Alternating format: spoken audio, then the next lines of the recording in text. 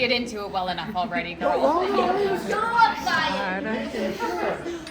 Uh-huh. All right. All right, everyone. Oh, my Welcome Lord. back to the annual family reunion. So, my dad deserved all the kind, heartfelt words that one could give him. That's where my sister comes in. She did absolutely wonderful. If there's something else my dad deserved, it was a proper roast. Oh, my God. I'm the son. So, let's talk a little bit about my dad. So, Alphonse, what a name, right? Probably wouldn't have chosen it for himself. He was named after his great uncle, Alphonse. He was an amazing father and grandfather, and it's all the more impressive because he didn't really have any role models to base that on growing up. His own grandparents, he didn't really know his grandparents on his father's side. His grandparents on his mom's side, they died pretty young. In fact, he only met his grandfather once through the glass of a hospital window. His grandfather had a stroke shortly before my dad was born and died before he was 2 at the age of 53. Yeah, pretty young, right? He did remember his grandmother, Antoinette. By the way, his grandfather was Henry, which is where he got his middle name from. It's also where his grandson Henry, that's his name. Now, his grandmother Antoinette, he actually remembered her. In fact, his earliest memories were of her, and he said he absolutely loved that woman. She also died young. Who's got mail? Is that you? Who's got mail? Really?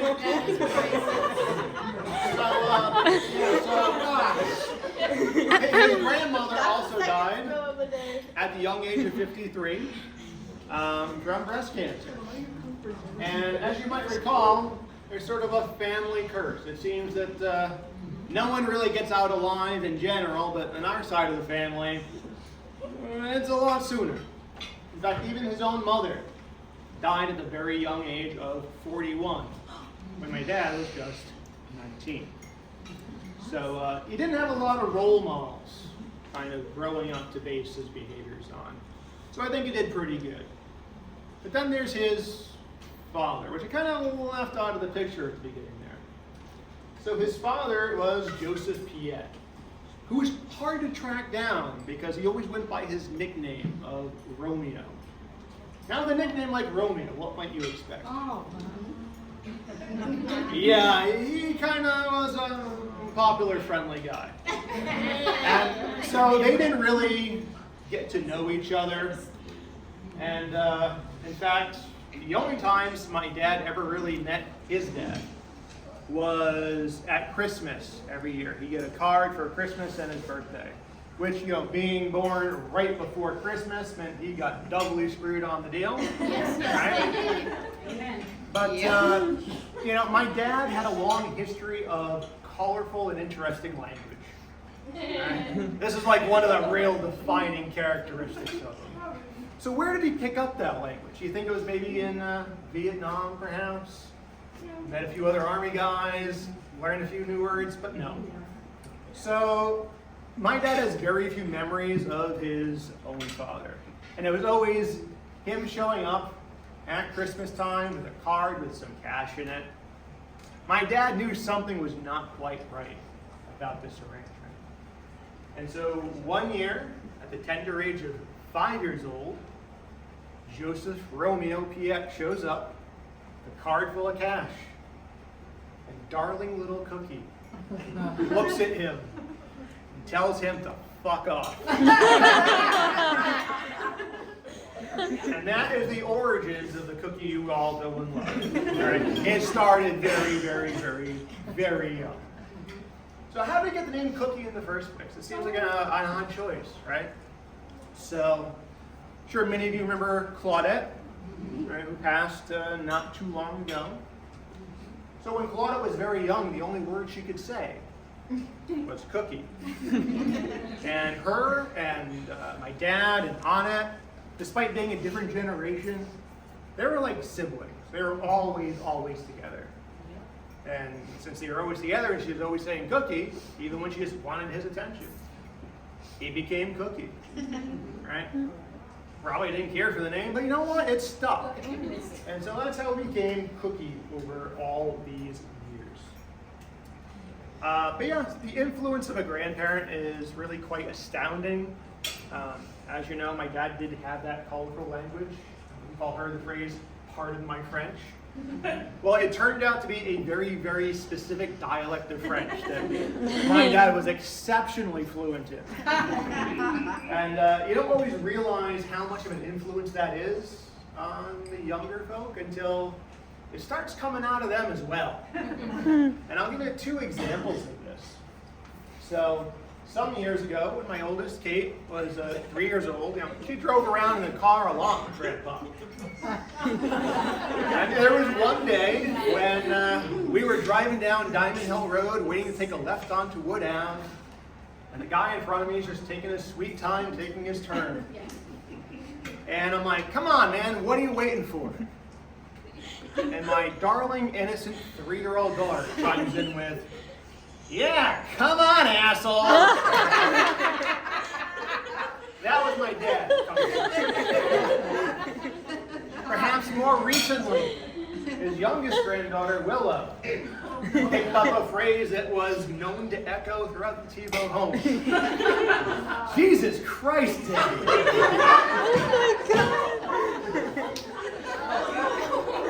That was Cookie, okay? So that is really the origin story of the Cookie you all know and love. Now, my parents met when they were teenagers, right? They met at Joyland. Apparently it was joyful. It was a land. It's not there anymore. But it was nice reading some letters and the backs of old photos that they had written to each other, where he'd say things like, "Love your little soldier boy." Aww. Right? Aww. They got married in 1970 at St. Anthony's, where we were today. We didn't have to carry him that day. He kind of walked in willingly. Oh my. But it's kind of funny how over the years it went from "your little soldier boy" to "Jesus Christ, Debbie." But he always said it with love. As you know, my dad spent several years in the Army. It was never really his intent. He wasn't drafted, though.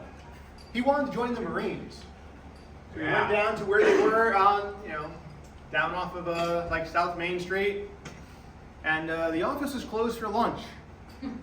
So he went next door to the Army. And there it was. Yeah. So that's how he ended up in the Army. And while he was in the Army, he was like really in the thick of it. Some people got lucky in the Army and, they were part of Vietnam, but they weren't in Vietnam. He was in Vietnam. Sometimes he was above Vietnam. He was one of the people who was jumping out of planes and going to shoot things. But he was also a man who loved his toys. And so at that point in time, he started getting an interest in photography. And that's when he bought his first camera. And so I have photos of him jumping out of airplanes, ready to go shoot stuff, but not before he also shot some stuff. So, I probably would have done the same thing, It's all about the photos, all right? So for a long time, he wasn't a big fan of talking about his time in the military. I think a lot of people from the Vietnam era had a real sour feeling about it. But over the years, it became a big part of his identity. And I think a big part of that was meeting other veterans and going to different veterans groups, the motorcycle clubs that he was part of. He was actually the founding member of some of the groups that were there today, the Combat Veterans Motorcycle Association of Rhode Island. He was the first Rhode Island member. But getting in touch with them really allowed him to kind of explore a lot of that more and kind of embrace that side of his history. Motorcycles are a big part of his life for a while. As you might recall, he had a pretty big bike. And for a while, before all the illnesses took over, he was a pretty big, scary dude. He had some weight on him. He had the tattoos. He had the face. He had the big bike. And normally, what do you think of when you see a biker? You picture the biker getting on there, turning it on, and out come blasting some loud music. What are you expecting to hear? Maybe some Steppenwolf, right? Maybe some Megadeth. But no, not my dad. He turns this thing on and out comes blaring Celine Dion. What can I say? He was a complex guy, right? Good taste. Yeah, so his biking days ended back in 2007. He got in a motorcycle accident after traveling all around the country. Got in a motorcycle accident in Mississippi. Terrible place to go if you've ever been there. I can't recommend.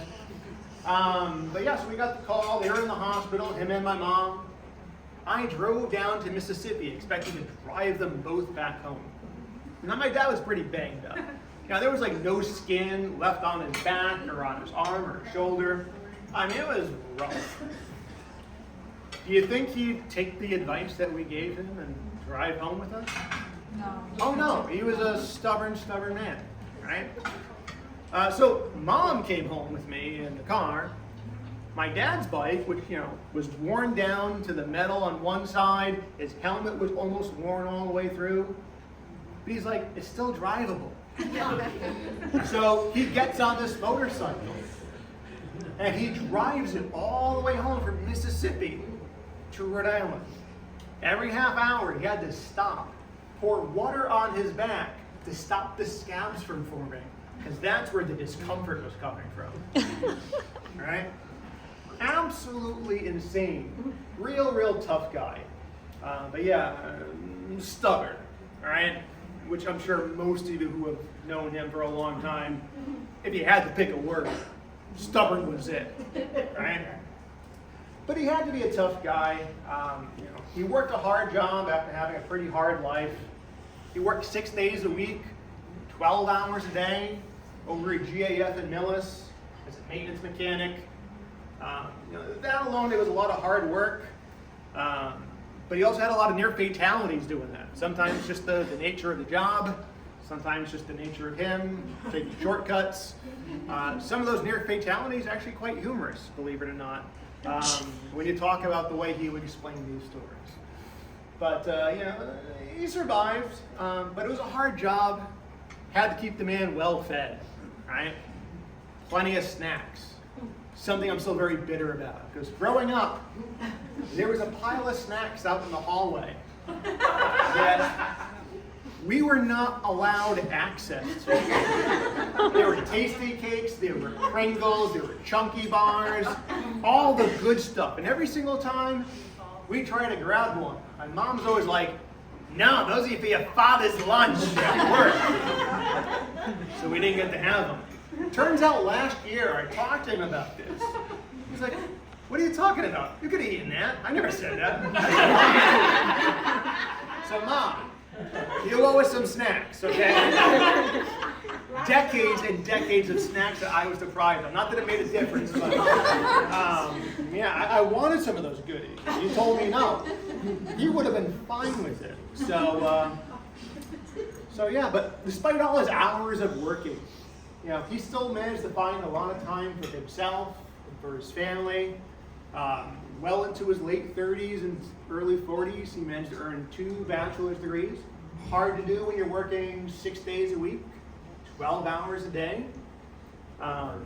He managed to find time to go on vacations. He loved a good long drive, which we love too, because a lot of stops along the way. Love just taking a plane.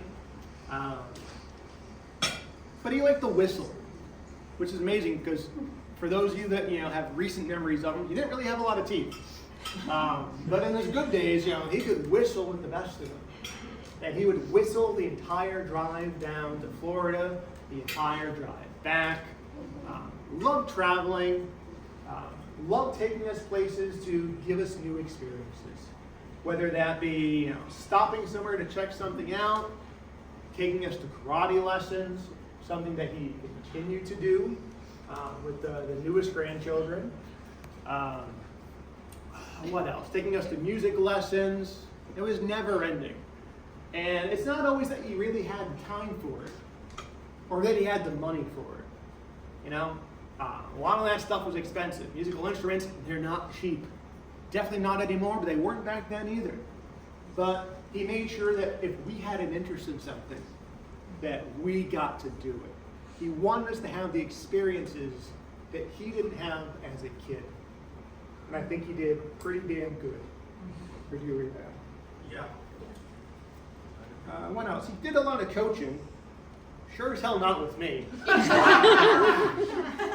I was not the athletic one. Gina, she got some coaching. What? All the oh yeah, she was into soccer. Athletic are you? Yeah. Kate, Addie, Henry, Willow, a lot of athletics there, a lot of coaching. He was there for almost every practice, almost every game. At least for me, he was there for like every concert, every lesson. But you know, not so much the sports stuff. You take what you can get, right? But you know, he always made sure that we had what we needed. He did good. He was also a fix-it man, right? Because let's face it, a lot of stuff needed fixing, and he could fix just about damn near everything.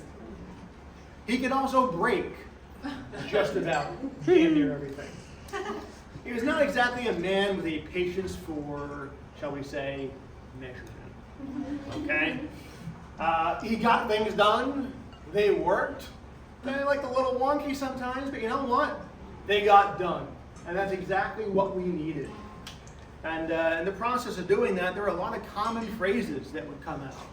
Some of them more appropriate than others. You know, we'd hear things like, that should do it, and good enough. That works.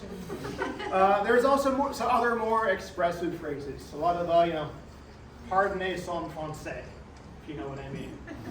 Okay? But he was always there when we needed it, which was a whole lot of times. Because let's face it, everything breaks. Sometimes it's because of his previous fix. But he'd always go and patch it up again for us. He was also incredibly a silly guy. And I don't think a lot of people really always saw that side of him. Sometimes he kind of had a grumpy, outgoing persona. But he was a practical jokester. You know, a lot of silly faces, a lot of bunny ears, a lot of seeing what he could pull over on people, especially if you're gullible, like some of us might be. Right? If you were gullible, you had to watch out, because he would take advantage of it every single time. He was a master at holding a straight face, and he would not let up until you were convinced that he was right. So, yeah, every single time. Funny guy. Very dark sense of humor, which I definitely inherited. And as we quickly learned over the last week, so has Addie. So it's good to know that that part is living on. He loved his family, and he absolutely lived for his grandchildren.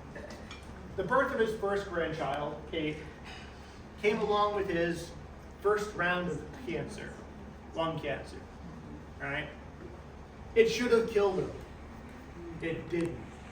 All right? Stubborn. Remember the word? Stubborn. All right? You ever see like the bug sprays with like, you know, not the bug sprays, but the germ sprays with like, you know, kills 99.9% of germs? My dad was like that 1%, you know, you just couldn't get him. About 10 years later, had esophageal cancer. That one nearly got him. But no, stubborn, right? About 2 years ago, he had a stroke.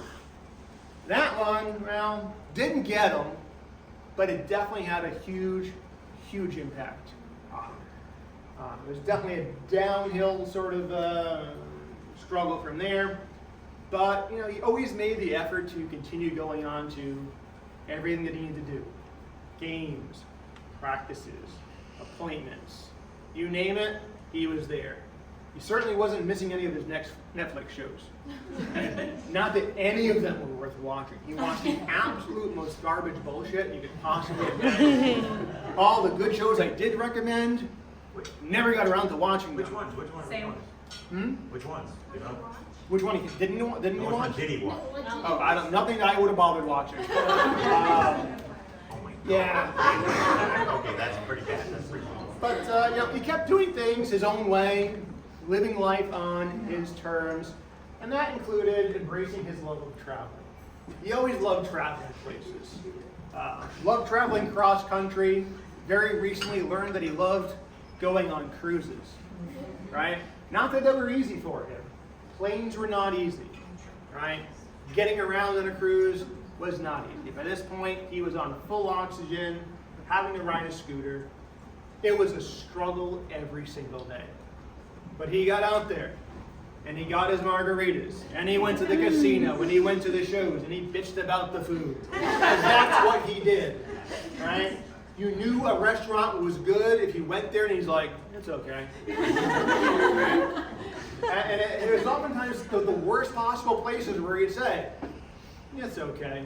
Take him to really good places, like, can't afford it. Stubborn, right? Yeah, he recently went to Iceland and Ireland and Scotland and the Bahamas.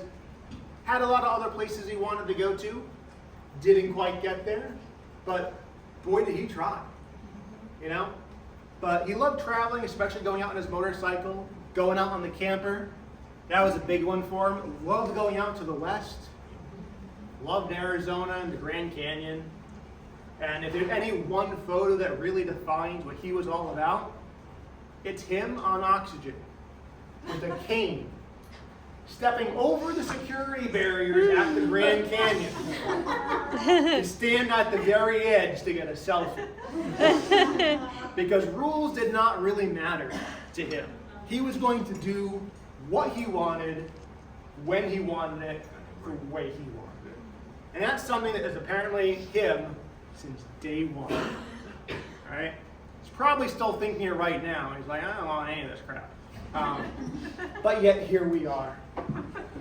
You know, but that's really his entire approach to life. He was, for the most part, fearless. Almost. He did have one thing in his life that was a big struggle. Well, two. Breathing was an important one. But the second one was his kryptonite. Chicken. Right? How many of you have heard his stories about how much he absolutely was disgusted by the taste of chicken? Yeah. Well, I've got some news for you. In the last year, he tried some chicken. He's had it roasted. He's had it baked. He's had it fried. He's had it in soup. And you know what he said? It's not bad. So yeah, progress, right? Still willing to try new things after all these years. So if there's any one thing that the grandchildren can say, is that they had a grandfather who always believed in them, always had time for them, and always had time for every single game, concert, practice, phone call, whatever activity it was, he had to be there for them. And he wouldn't have wanted all of us to be here right now, being sad and mopey. He'd want jokes, right?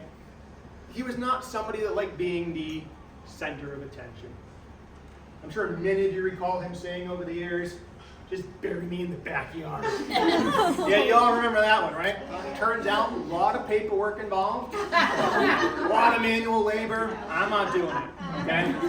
So he got the good old-fashioned treatment that the rest of us get. But yeah, the thing is, he wasn't a big man of formalities, right? How many times did you see him wearing a suit? Probably not too often, right? He would not want to have been buried in a suit. So let's just get rid of this. We don't really need a suit right now, right? How about ties? You ever see him wear a tie? It's comical, right? It never went full length. It stopped about here in a very Fred Flintstone movie, right? Chris. Some people right now are like, how hard did he hit his head? It was I was there. Like, is he stripping? Some people are like, yeah, he's stripping. Don't make this weird. Yeah, Should I you put on wouldn't some want music? that either. Right? What you would want is you to be here with the people you love, talking about the things you enjoy. You know what he enjoyed? Raiders! He enjoyed his Oakland Raiders. All right? This is what he would have wanted us all to do. And honestly, it's warm in here, so this is actually surprisingly more comfortable. So, yeah. I've never seen you in a sports shirt before. I know, that's so surreal. Like, that's surreal. That's why it looks so awkward on him. So let's raise a glass to my father. The most amazing, toughest, stubborn son of a bitch that ever walked the face of the earth. Wherever he is right now, I'm sure he's raising hell and loving every minute of it. So, I'm sure he'd still be happy to know that there's still some Thibeault blood out there in the world that's proud to carry on that troublemaking tradition. To cooking!